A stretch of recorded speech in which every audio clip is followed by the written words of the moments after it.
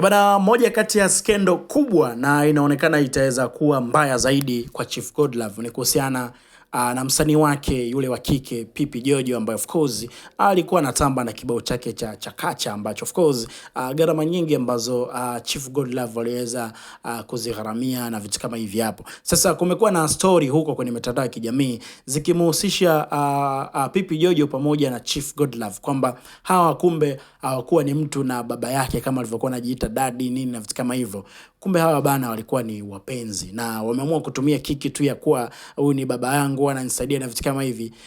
Kumbe Chief Godlove kwa nia ya dhati kabisa ya kwenda kumsaidia Pipi kwa namna ya kuweza kumsaidia kumkuzisha kipaji chake, kumtobolesha na vitu kama hivyo, kugharamikia video.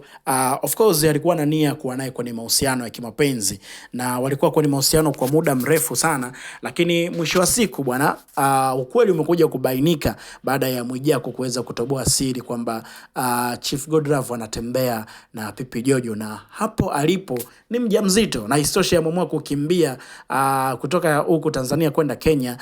Hii yote ni kwa sababu pia ya skendo hiyo ya Pipi kwamba ni mjamzito na mwisho wa siku amemtelekeza mtoto wa watu. Hata ile channel ya YouTube pia bado anayo mwenyewe Chief Godlove. Sasa hii imekuwa ni skendo mbaya.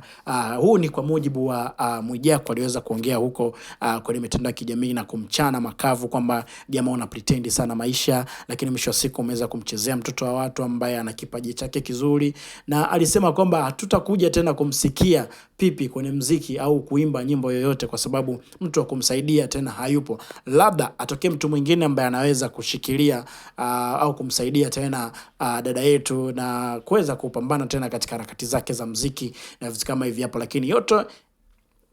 lakini yote ambayo yameweza kutokea ni kuhusiana na hichi ambacho nimeweza kukujuza kwamba mahusiano yao yameweza kufanyia hivi. Ukiangalia katika baadhi ya klipu ambazo wamekuwa wakiwa pamoja, watu walikuwa na doubt, unamuita baba afu unamshikashika tumbo, kifua, unashika ndevu nini, how comes? So inakuwa so kitu kizuri, hata kama amekusaidia unamheshimu kwa kiasi hicho, haiwezi kawa unamfanyia hivyo. So inawezekana wao ndio walikuwa na vitu vyao nyuma wakiwa wanavifanya. Sasa Mwijaku ameweza kufunguka. Tunafahamu kwa sasa hivi kuna watu wanatupiana maneno, huku unamkuta Doto Magari, huku unamkuta Mwijaku, huku unamkuta Chief Godlove na vitu kama hivi hapo. So mimi nimeamua kukusanua hila hapa na endelea kuwa nalo. Kama kuna comment hapo, dondosha comment alafu tukae sawa.